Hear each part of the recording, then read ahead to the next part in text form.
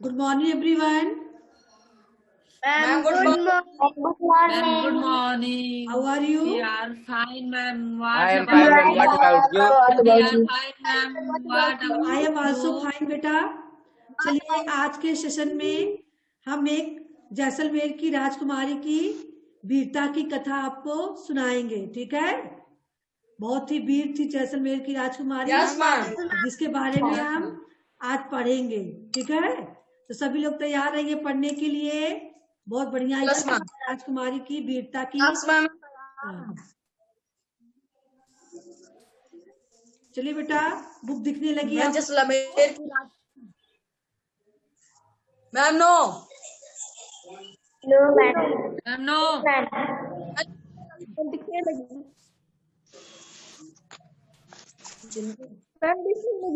दिखने लगी मैम। हाँ। Yes ma'am. अगले चैप्टर में आप लोगों ने भारतीय वीर जवानों के बारे में पढ़ा था।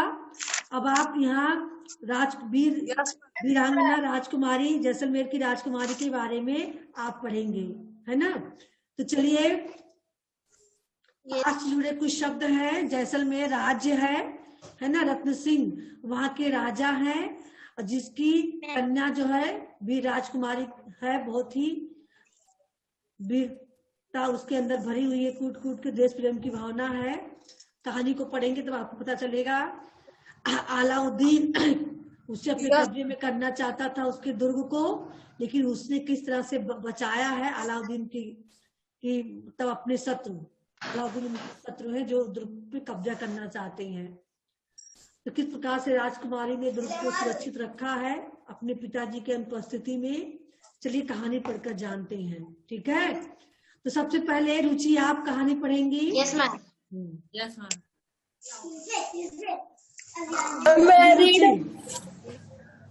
मैरिड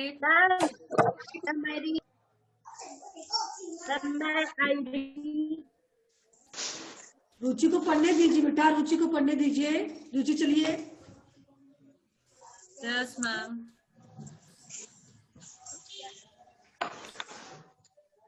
बेटा स्पीकर ऑन करो पहले रुचि। स्वतंत्रता सेनानी वीर सुभाष चंद्र बोस के बारे में तो पढ़ चुके हैं। हाँ हाँ चलिए पढ़िए बेटा। आइए मिलकर जैसलमेर राजकुमारी की कहानी पढ़ते हैं और जानते हैं कि उन्होंने अपनी वीरता का परिचय कैसे दिया। पाठ से जुड़े कुछ शब्द। जैसलमेर, रत्न सिंह, राजकुमारी, अलाउद्दीन,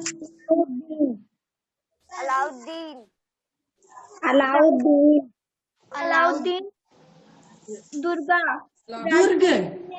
दुर्ग का मतलब किला होता है, ठीक है। Yes ma'am. ये पढ़िए।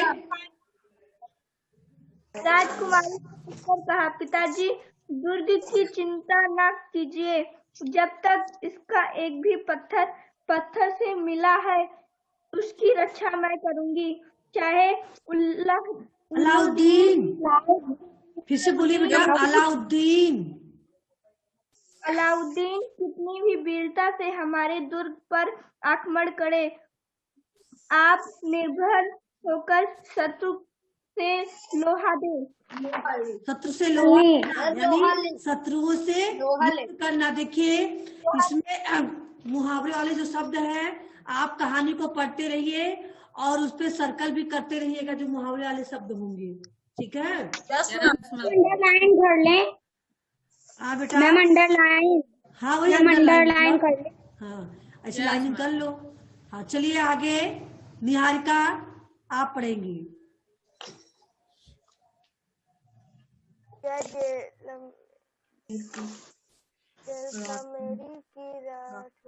थोड़ा तेज, हम पढ़े। थोड़ा तेज पढ़िए। रतन सिंह की नो बेटा शांत रहिए। आज गर्ल्स ग्रुप को पढ़ने दीजिए, क्योंकि राजकुमारी की वीरता की कहानी है, इसलिए थोड़ा गर्ल्स ग्रुप पढ़ेंगे, इनके अंदर भी वीरता का संचार हो। मैम हम गर्व से पढ़। हाँ कमर में 2 तलवारें लटक रही थी। पीठ मैम पर या जैसलमेर राठौर। कश और हाथ में धनुष था। मैम कोई बेटा निहारिका शांत रहिए, आपकी आवाज बिल्कुल नहीं आ मैम रही आवाज है। नहीं आ रही। चलिए आकांक्षा आप पढ़ेंगी यहाँ से शुरू से फिर से, या जैसलमेर के राठौर। या जैसलमेर यह जैसलमेर के राठौर दुर्गा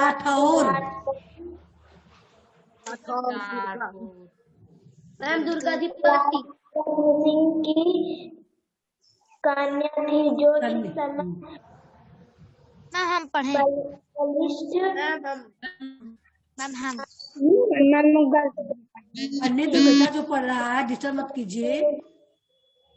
तलवारें लटक रही थी, पीठ पर तरकस और हाथ में धनुष था। वह उस चंचल घोड़े की लगाम को बलपूर्वक खींच रही थी, जो एक क्षण भी स्थिर रहना नहीं चाहता था। रत्न सिंह एक हाथी के औलादी ओहदे पर बैठे आक्रमण के लिए प्रस्थान कर रहे थे। उनके सामने घोड़े हिलहिला रहे थे और शस्त्र झंझना रहे थे।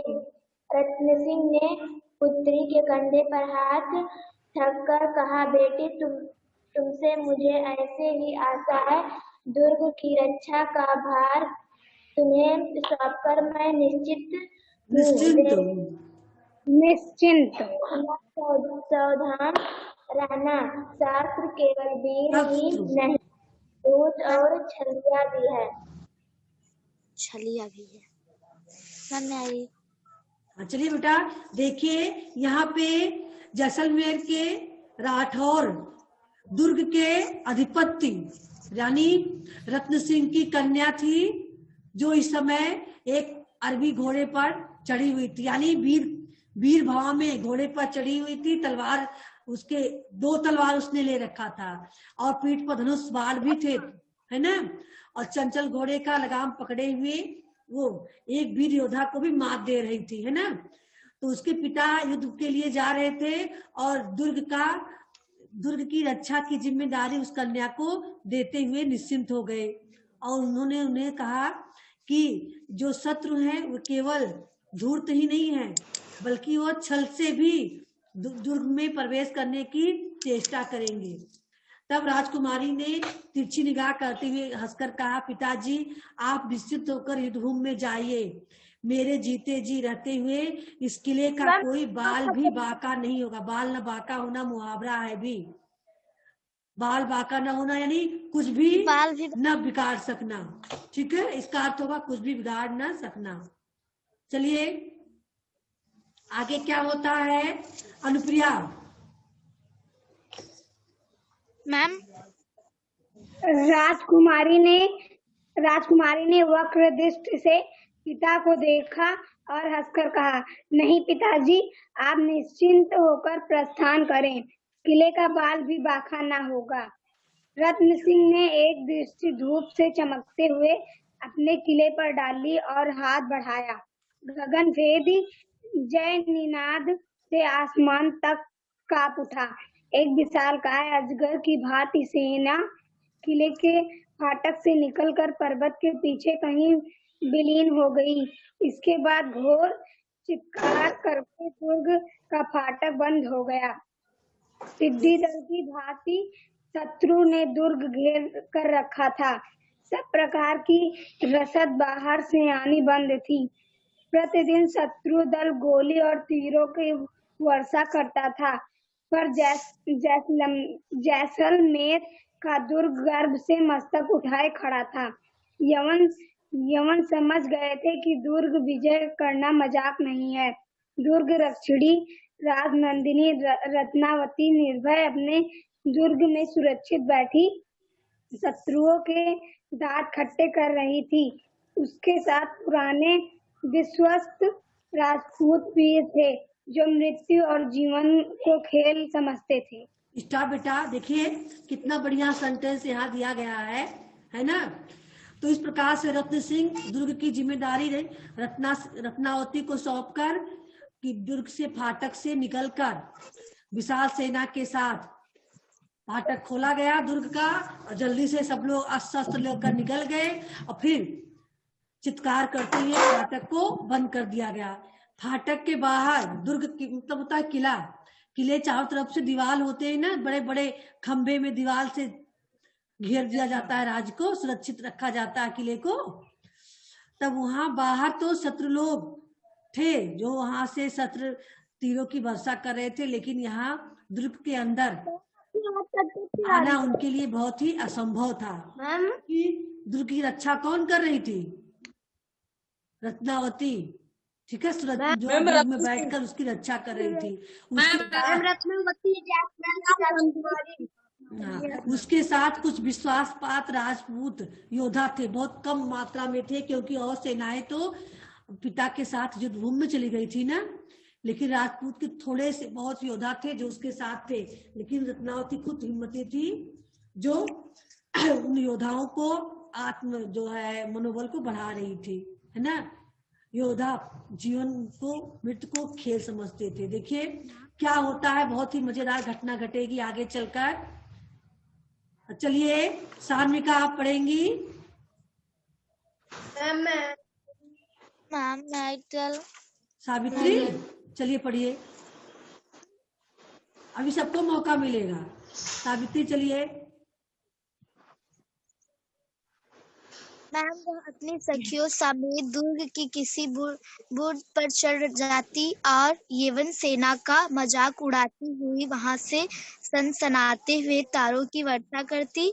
मालिक कपूर एक गुलाम था जो यवन सेना का सेनापति था। वह दृढ़ता और शांति से राजकुमारी की चोटें सह रहा था।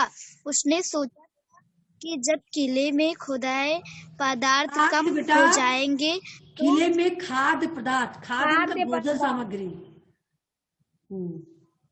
यस मैम, खाद्य पदार्थ कम हो जाएंगे तो दुर्ग वश में आ जाएगा।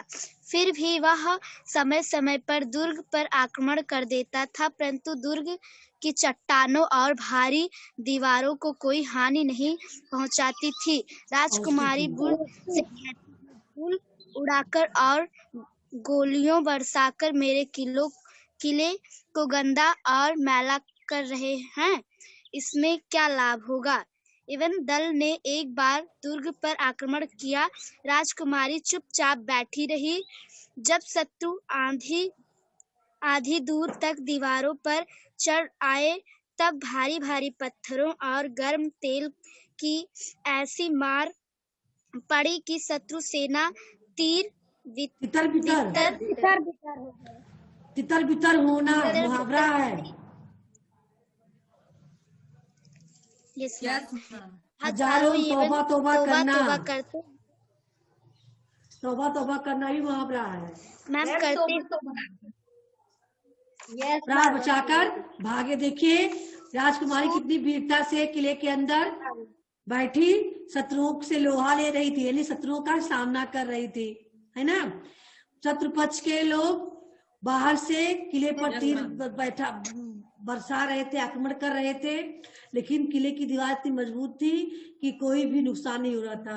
राजकुमारी अंदर से खूब तेज आवाज में कही कि ये जो है शत्रु लोग धूल उड़ा रहे हैं, गोला बरसाकर मेरे किले को मैला कर रही है। तो शत्रु लोग आक्रमण करते हुए वो लोग दुर्ग पे चढ़कर मतलब दीवार को पार करके अंदर घुसने का प्रयास करने लगे, है ना। तो राजकुमारी ने क्या किया, जब आधे दूर तक चढ़ गए किले पर बाहर की तरफ से, तब किले के अंदर से वो बाहर भारी भारी पत्थर और खूब तेल गरमा के रखाई थी। बस शत्रुओं की पक्ष पे गोला की और तेलों की बरसात होने लगी कि शत्रु की सेना तितर बितर होना मतलब होता भाग गई, ठीक है। और तौबा तौबा करना मतलब होता है हल्ला मचाना, शोर मचाना, यानी बचाओ बचाओ करते हुए अपने प्राण बचाकर भागे। कौन? यवन लोग। यवन ही तो उनके शत्रु थे। यवन सेना। मैम यवन सेना के बाद मुगल सेना आई अपने देश में। Yes, पहले ma'am. यवन लोग आए हैं, तब मुगल लोग आए हैं, उसके बाद फिर अंग्रेज आए हैं। हाँ चलिए बेटा पढ़िए। मैम सूर्य छिप रहा था। राजकुमारी को चिंतित भाव से अति दूर पर्वत के पीछे सूर्य को डूबते हुए देख रही थी। उसे 4 दिन से पिता का संदेश नहीं मिला था। वह सोच रही थी कि इस समय पिता को क्या सहायता दी जा सकती है। धीरे धीरे अंधकार बढ़ने लगा। उसने देखा एक काली परछाई धीरे धीरे किले के अंदर आ रही है। उसने समझा पिता का संदेश वाहक होगा। वह चुपचाप उत्सुक होकर उधर ही देखती रही। उसे आश्चर्य तब हुआ जब उसने देखा कि वह गुप्त रास्ते की ओर न जाकर मुख्य रास्ते की ओर जा रहा है। तब आपसे शत्रु है। राजकुमारी छिपते हुए उस परछाई का पीछा करने लगी। वह परछाई एक गठरी को पीठ से उतारकर दीवार पर चढ़ने का उपाय सोच रही थी। राजकुमारी ने धनुष पर बाढ़ चढ़ाकर ललकार कर कहा, कौन हो तुम? राजकुमारी को देख वह व्यक्ति भयभीत स्वर में बोला, मुझे किले में आने दीजिए, बहुत जरूरी संदेश है। वह संदेश वहीं से कहो। नहीं, वह गोपनीय है। कुछ चिंता नहीं, कहो, मैं किले में आकर कहूंगा। उससे प्रथम यह तीर तेरे कलेजे के पार हो जाएगा। महाराज संकट में है। मैं उनका दूत हूँ। चिट्ठी हो तो फेंक दो। जवानी कहना है, जल्दी कहो, यहाँ से नहीं कह सकता। तब लो राजकुमारी ने तेज छोड़ दिया।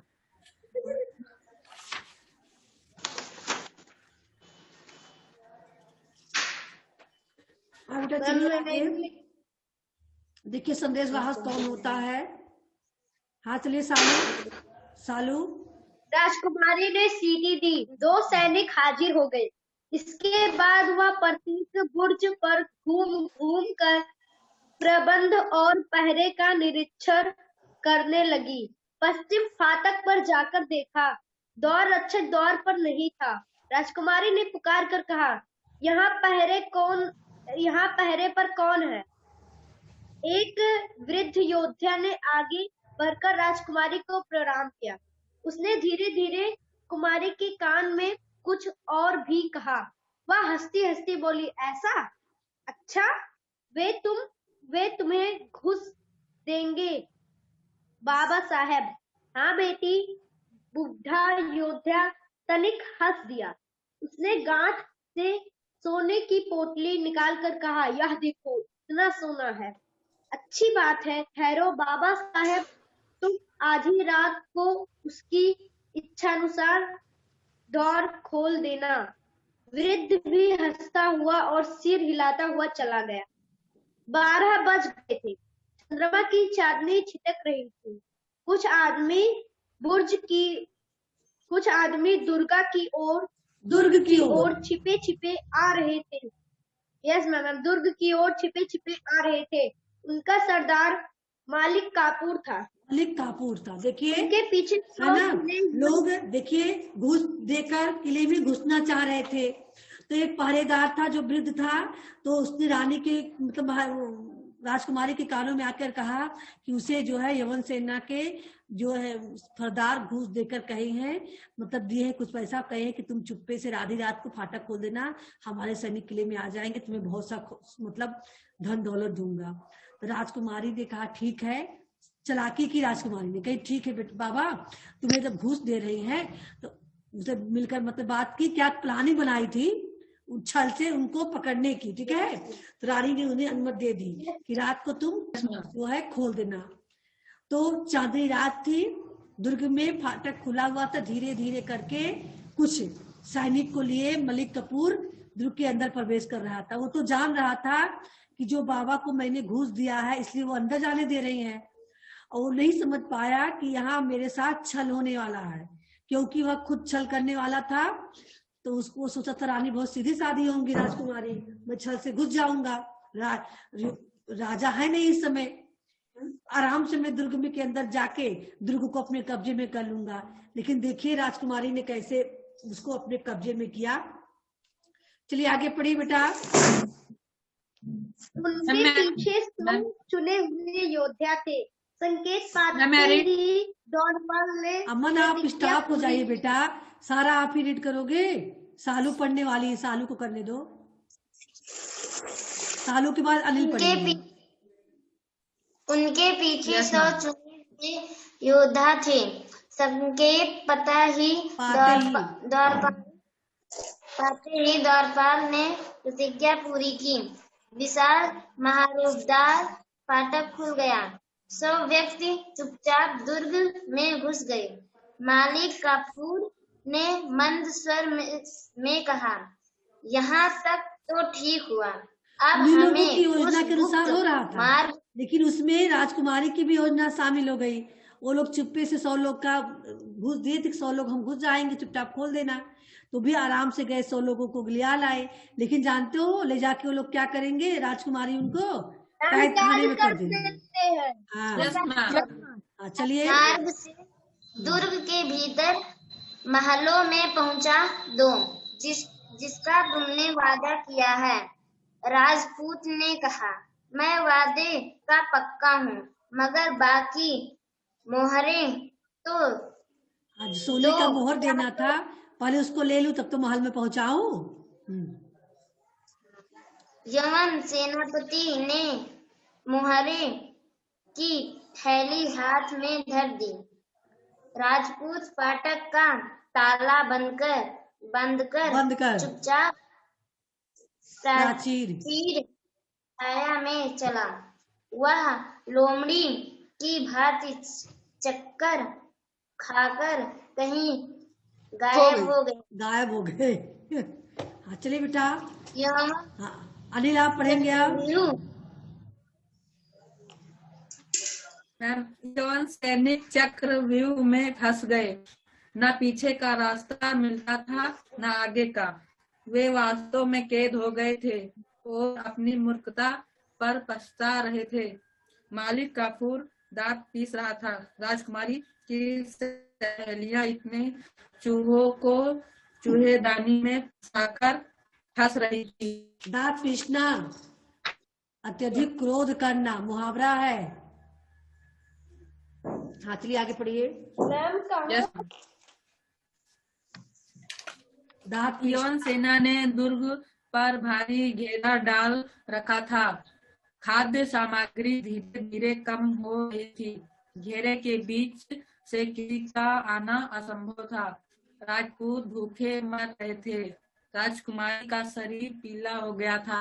उसके अंग शिथिल हो गए, पर नेत्रों का तेज वैसा ही। उसे कैदियों के भोजन की बड़ी चिंता थी। का प्रत्येक आदमी उसे देवी की भांति पूजता था।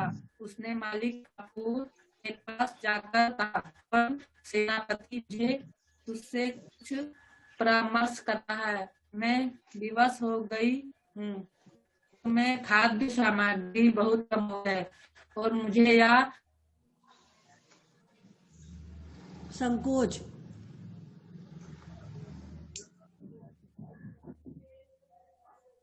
बेटा चलिए अलसबा आप पढ़ेंगी। अलसबा काफूर की आंखों में अलसबा आप पढ़ेंगी। अनिल आप स्टॉप हो जाइए। अनिल अलसबा पढ़ेंगी। परामर्श करना इसके बाद से पढ़िए अलसबा। हाँ सामग्री बहुत कम हो गई है। भारी घेरा डाल रखा था। खाद्य सामग्री धीरे धीरे कम हो रही थी। घेरे के बीच से किसी का आना आवाज नहीं आ रही। बेटा आप थोड़ा तेज बोलिए। उसके अंग शिथिल हो गए, पर नेत्रों का तेज वैसा ही रहा। उसे कैदियों के भोजन की बड़ी चिंता थी। किले का प्रत्येक आदमी उसे देवी की भांति पूजता था। उनके मालिक काफूर के पास जाकर महायोन सेनापति, मुझे तुमसे कुछ परामर्श करना है। मैं विवश हो रहा हूँ। हो गई हूँ। दूध के खाद्य सामग्री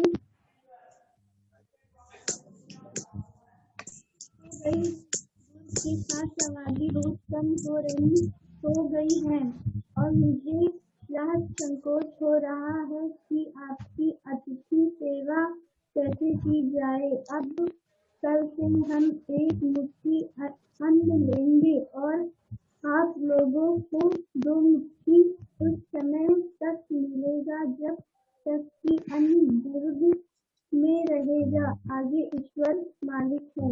हाँ बेटा स्टॉप हो जाइए। मालिक चलिए ताकि तनिष्का, आंसू में तनिष्का आंसू भर आए। बेटा आप स्टॉप होइए। तनिष्का वीडियो ऑन कीजिए अपना। तनिष्का नहीं बोलना है। चलिए सचिन आप पढ़ेंगे।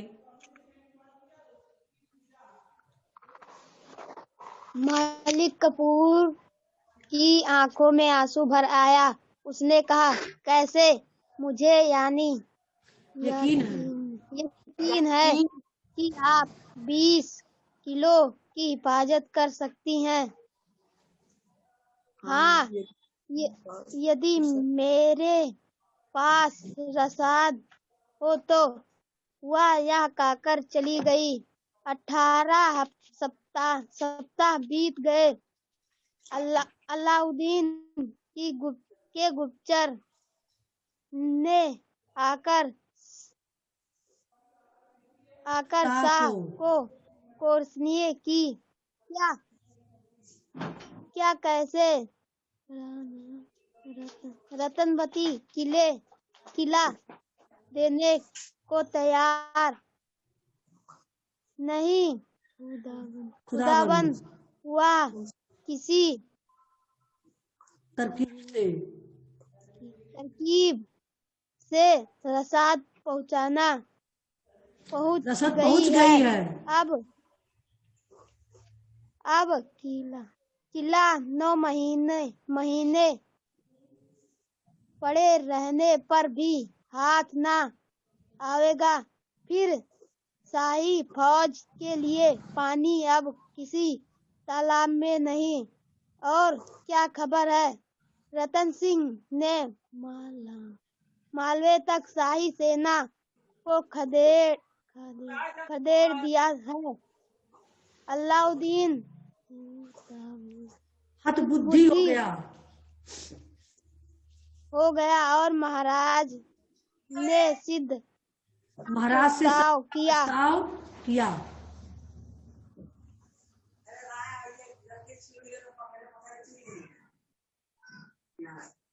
यनो सेना ने दूर पर भारी घेरा डाल रखा था।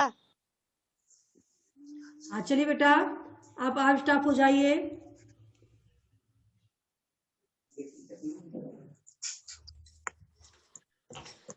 हाँ अब कौन बच्चा रह गया है जो नहीं पढ़ा है? तनिष्का की आवाज नहीं आ रही थी। क्यों तनिष्का?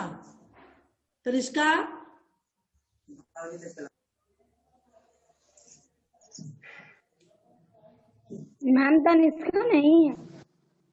नहीं अभी की थी तनिष्का कुछ देर पहले ज्वाइन हुई थी मैम। लैपटॉप हाँ फिर कमजोर कट जा रही है। सानविका भी निकल चुकी है। दिव्या पढ़ी है बेटा? दिव्या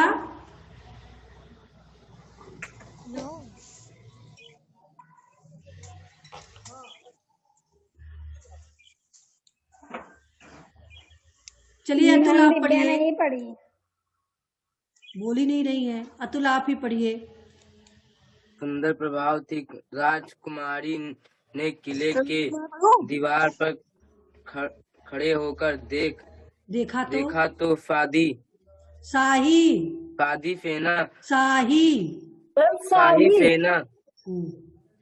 फेना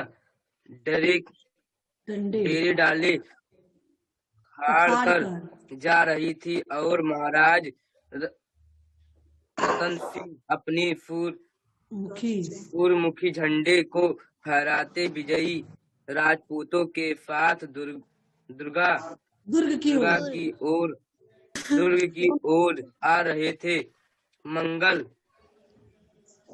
कलश मंगल कलश सजाए थे, सजे थे, बाजे बज रहे थे। बजे थे, बाजे बाज रहे थे। दुर्गा में दुर्गा क्यों बोलते हो बेटा? वीर दुर्ग शब्द है। दुर्ग में प्रत्येक वीर को पुरस्कार मिल रहा था।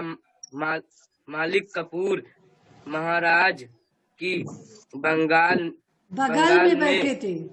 बगल में संधि हो गया था बैठे ना। थे। संधि का मतलब क्या था? समझौता हो गया था कि अब युद्ध नहीं होगा। हाँ। महाराज ने कहा, खा साहब किले में मेरी गैर हाजिरी में आपको तकलीफ और असुविधाएं हुई होगी। आपके लिए असुविधाएं हुई होगी। आपके लिए आप इसके लिए आप माफ करें। युद्ध के नियम सख्त होते हैं। फिर किले पर भारी मुसीबत आई थी जो बन सका किया। चलिए विकास आप पढ़ेंगे बेटा। विकास आप पढ़ेंगे। Yes ma'am. मैम मालिक कपूर ने कहा कि महाराज राजकुमारी तो पूजने लायक है। मैं जिंदगी इनकी मेहरबानी नहीं भूल सकता। महाराज ने एक ही बहुमूल्य सरपेज दिया और पान का बीड़ा देकर विदा कर दिया।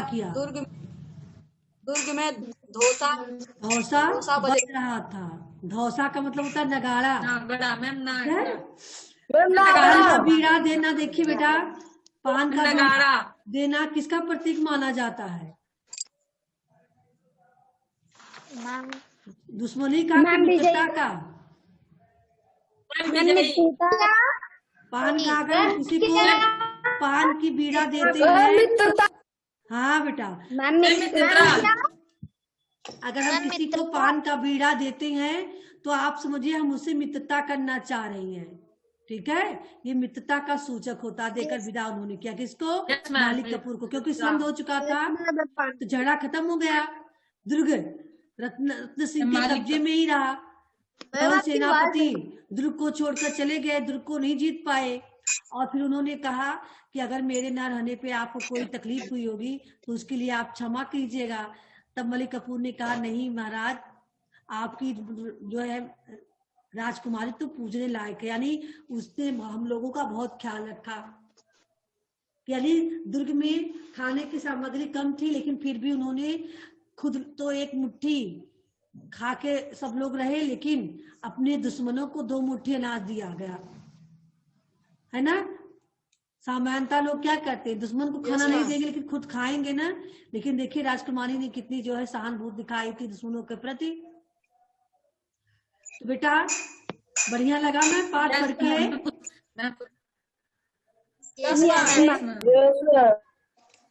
तो बेटा इस समय आपका समय भी समाप्त होने वाला है। थोड़ा सा डिस्कस हो जाए बातों में। खुली हस्ताक्षर और जैसलमेर की राजकुमारी पाठ में क्या क्या समानताएं व असमानताएं हैं।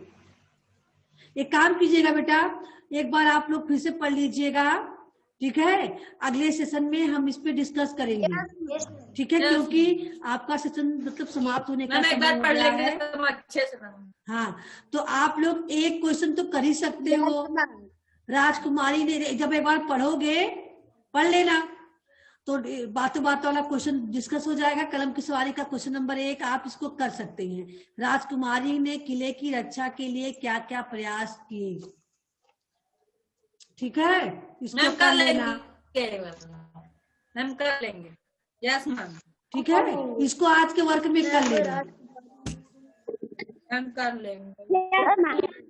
ठीक है। Yes ma'am. हाँ, बाकी फिर सेशन अगले सेशन में बता पर डिस्कस हो जाएगा, जो बातों बातों का है और जो क्वेश्चन है। Yes ma'am. Yes ma'am. Ma'am हम क्रिसमस डे पर मैम सेंटा क्लॉज को बनाकर मैम भेजे हैं। Yes ma'am. सेंटा क्लॉज बना के भेजे हैं। यहाँ नहीं लेकर बैठे हो? सेंटा क्लॉज यहाँ नहीं यस मैम अभी हम हाँ भेजे बेटा, हैं। सावित्री बहुत अच्छा बना है आपका, क्रिसमस ट्री है बहुत अच्छा बना हुआ है। मैम एक बार हाँ, मैम अनुप्रिया का सेंटा क्लॉज, वाओ। और आप अमन कुछ दिखा रहे हो और कोई दिखा रहा? हाँ, क्रिसमस ट्री भी बहुत अच्छा अनुप्रिया का बना है। सावित्री का सेंटा क्लॉज बहुत अच्छा बना है। मैम मेरा देख लीजिए। आपने ड्राइंग आपका भी अच्छा बनाया है। दिखा रहे हैं मैम, 2 मिनट चाहिए मैम, भी दिखा रहे हैं। तो आप तो बनाए हो, रथ पे सवार होके गिफ्ट लेकर बैठे हैं क्या सेंटा क्लॉज? Yes ma'am. और कोई दिखाना चाहेगा? मैम हमारा देखिए। हाँ बेटा, आपका देखे, सावित्री का दोनों चीज देखे, अनुप्रिया का भी दोनों देखे, हाँ अमन का भी देखे, क्रिसमस मैम ट्री, अमन दिखा। हाँ, और सौरभ कनौजिया का भी देखे, सौरभ कनौजिया का। और कोई नहीं दिखा रहा है। चलिए बेटा, आप लोग जो कुछ बनाए होंगे फिर अगले सेशन में हमें दिखा दीजिएगा, ठीक है?